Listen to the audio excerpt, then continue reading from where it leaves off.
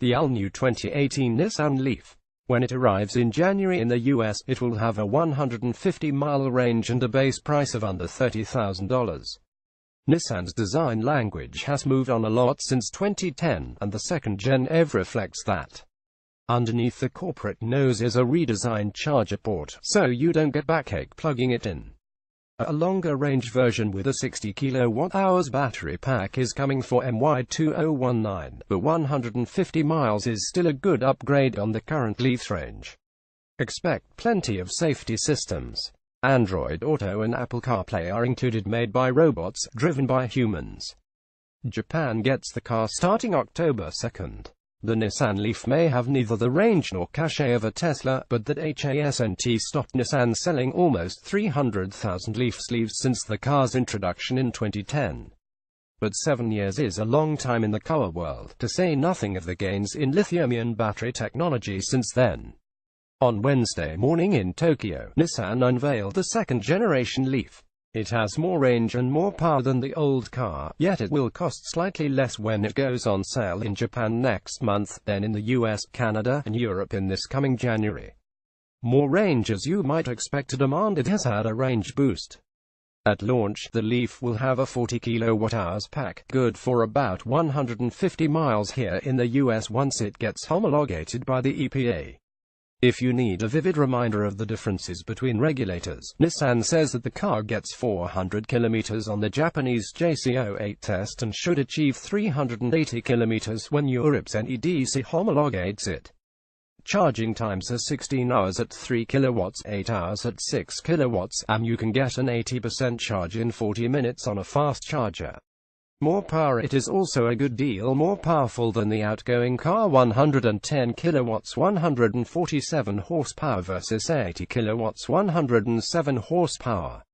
Nissan has made the second Leaf a more aggressive-looking car, perhaps in reflection of this. It now wears the new Nissan corporate face, which hides a reconfigured charging port that should prevent Leaf owners from having to stoop over to plug the cars in. Styling details at the back, like those raised haunches over the rear wheels and the floating roof line, conspire to make the hatchback look almost like a crossover, at least to my eyes. The drag coefficient is 0.28. For those who like benchmarks, I do wish the engineers would tell us the CDA, which probably has more real-world use. When the 2019 model year arrives the second half of next year, a 60 kWh pack will also be available, giving the Leaf range parity with a Chevy Bolt. That car will also be more powerful, but we don't have any more details to go on at this time. More gadgets. The second-generation Leaf also enjoys some of the other modern conveniences the automobile industry has been working on. There's Nissan's driver assist system, called ProPilot Assist, which combines adaptive cruise control and lane keeping, plus a whole raft of other safety systems to warn of errant pedestrians of vehicles in various blind spots. The Leaf has also caught one-pedal fever, bumping up the regain experience when lifting off the throttle. It may seem a foreign concept to those who've never driven an electric vehicle, but it only takes a few minutes behind the wheel for it to become second nature, and it's good to see Nissan has taken this step. We're happy to report the interior redesign also includes a new infotainment system, one that doesn't look like an afterthought glued to the dash. Android Auto and Apple CarPlay are included, and, as before, you can control some functions of the Leaf remotely. We hope Nissan has seriously beefed up its security approach this time around.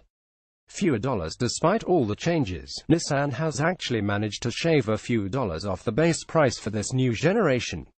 When it goes on sale next year in the US, it will start at $29,990 before any federal or local tax incentives.